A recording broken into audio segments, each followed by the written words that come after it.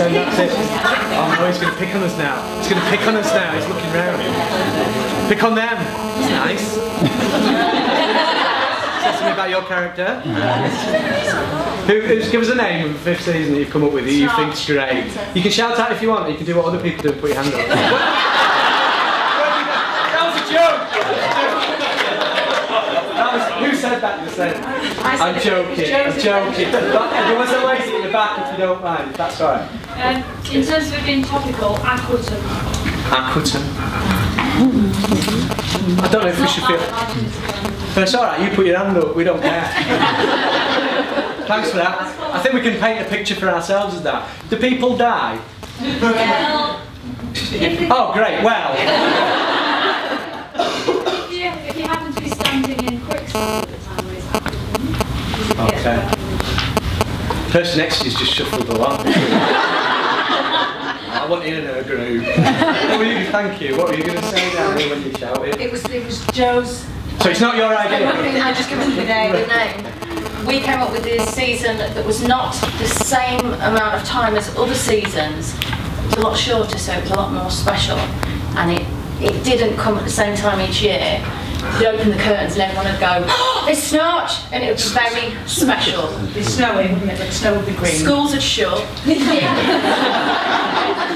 It's going so well, isn't it? It's going weird. It's going weird then, isn't it? It's like, all right. It depends what season it comes after, to what kind of colours it would be, so the snow might be warmer. Thank you. Can I stop you there? Because I'd like... I'm not all day. Do you know, I know you want to join in, Sarah. I'm going to come to you. I just want to thank you for your earnestness in describing that, because that's what the kids do. They turn it into like a dragon's den of selling. You know, you've got to go with this idea. Thank you, sir. Go on. It's mayhem. Every day is a different Borderland, but you don't know what order is going to come in. How do you prepare for that? What jobs do we need to think about then? What needs doing? What needs doing to make sure that we're ready for mayhem? Anarchy. We're all kind of scared of you now. Not as scared as Morrison's are. Hey, I'm going to park it up. But year three, thank you. Year three, they said Sproutum. This was in Doncaster, and I went back to the group and I said, "What is it about the season then?" And this little boy said, "There's no gravity." Which was just brilliant. I know some of you will be going, "Yeah, well, we said that." And that makes you right, you know, if you need that. So he said, and that was great, and he was proper buzzing, and I said, "Great, what are we going to do with cows?" And he was like pondering that, he had to think, and it ended up anyway with being the insides of barns would be equipped with mattresses attached to them. And we didn't go into milking. It were good. Now his mate on the same table did the opposite of the, he did the, which was anxiety. I said, "What's up?" And he went, "I'm worried about my nan." I said, "What about her?" And he said, "Well, she's in a wheelchair." Well, that's okay. He said, "No, she's going to float off." And his mate said, "No, it's right. We can bolt her down."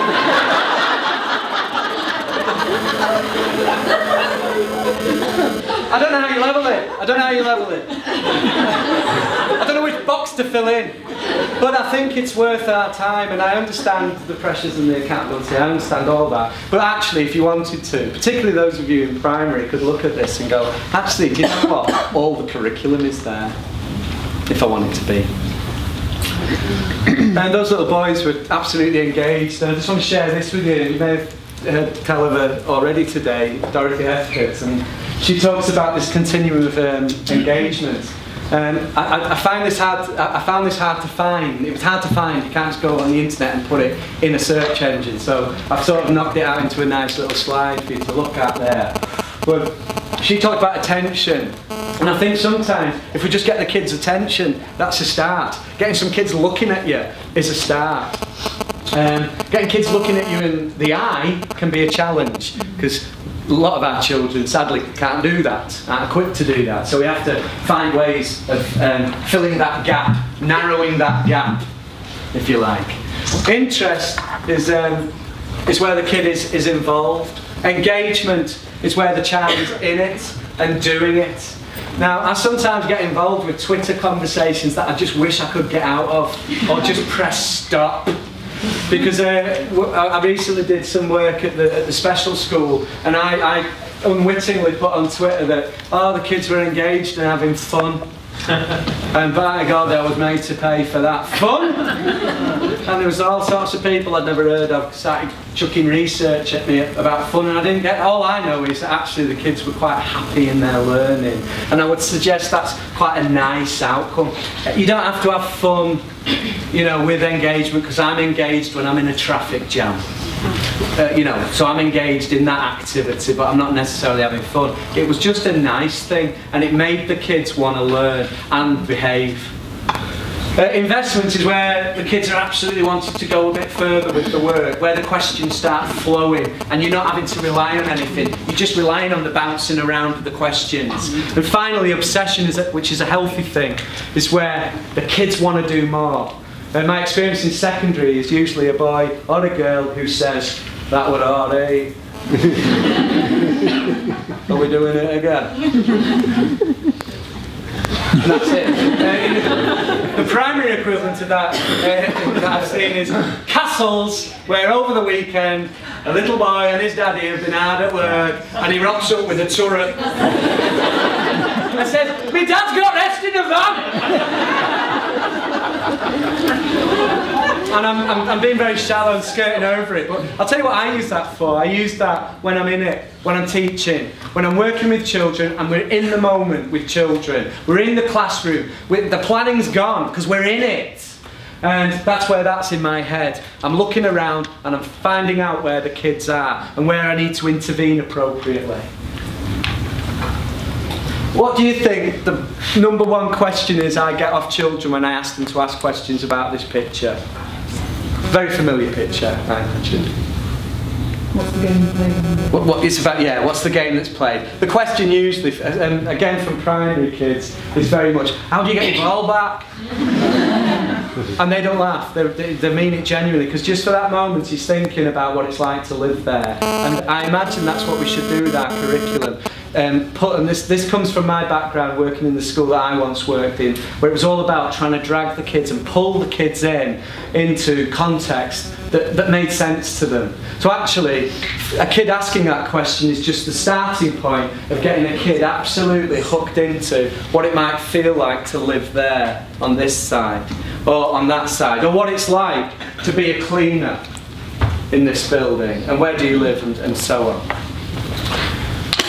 And it's that, I suppose. It's helping children see their own place in the world. And I think that was a theme that was coming out this morning in the discussion.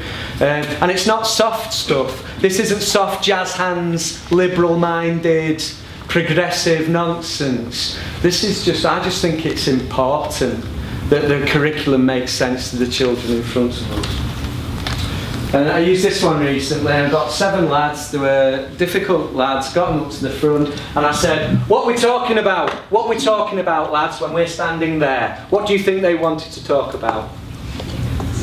Go on. The digger, of course they did. So what, so digger. And I said, right, so whose digger is it? And they went, Daryl's. Daryl was one of the kids, he goes, Daryl's digger. How long you had digger, Daryl? He's going 6 years. 6 years? 6 years, yeah. So, and it's that's called banter for learning. Don't write that down. I'm in enough trouble. So then we talk about the digger for a while, and then we go over here and say, what should we talk about now? What should we talk about now? And we're talking about the building, and actually it's shoddy workmanship.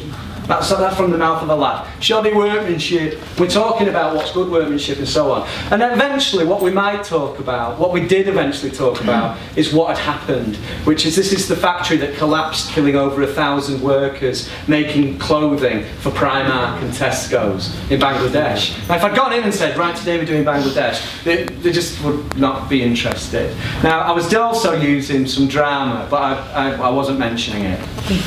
For a lot of reasons in that room, but it was just like, let's just get up and start talking. So what are you doing next week to get your kids to step into what you're teaching them?